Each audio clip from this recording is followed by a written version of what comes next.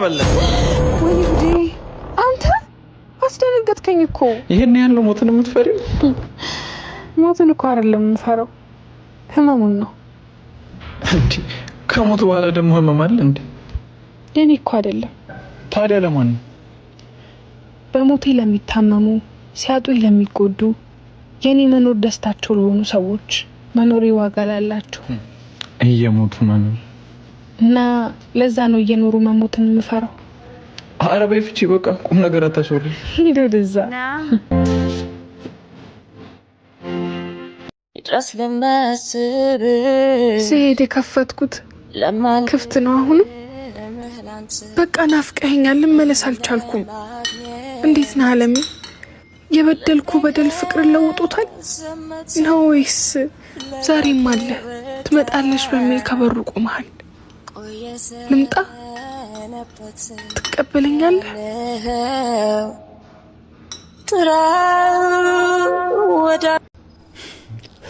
አንቺ በቃ ካልጋሽ ውጪ እቃዎች የት እንዳሉ አታውቂም?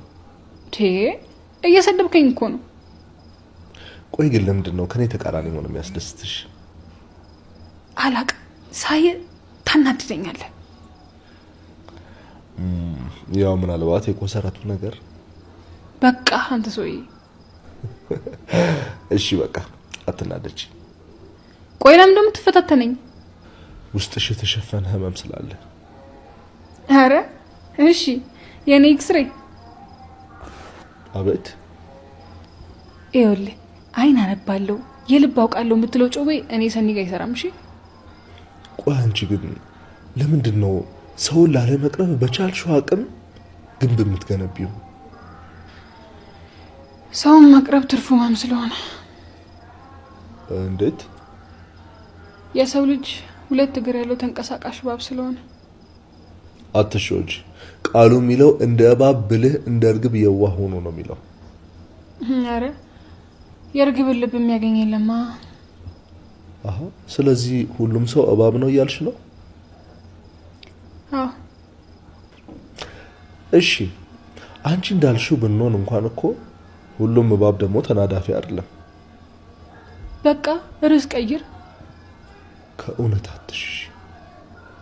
አንተ በማያገባ ገብተህ ለመፈትፈት አትሞክር። ሰኒ እኔ እናቴ ናት ያሳደገች። ስለዚህ እባክሽ አታርቂ። ይቅርታ ግን አይደለም አንተ እናት ራሱ ብትመጣ ማመን አይነት ሰው አይደለም። እኔ እኮ ምን ፈልጌ አይደለም፣ ግን በቃ ከልብሽ እንድትስኪ ነው የምፈልገው።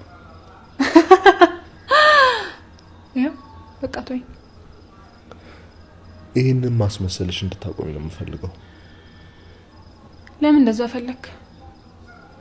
ቅድም እንዳልኩሽ ያልተኖረ ወጣትነት ስለሚያመኝ ነው። አትፈለስብኝ።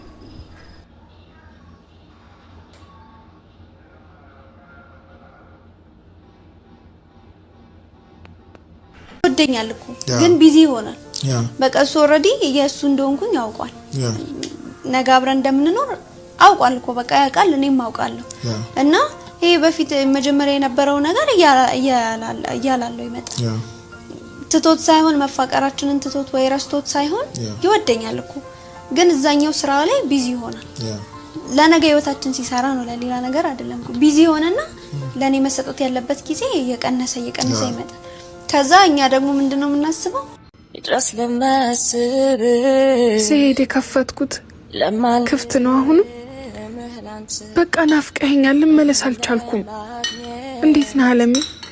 የበደልኩ በደል ፍቅር ለውጦታል ነው ወይስ ዛሬም አለ ትመጣለሽ በሚል ከበሩ ቆመሃል? ልምጣ? ትቀበለኛለህ?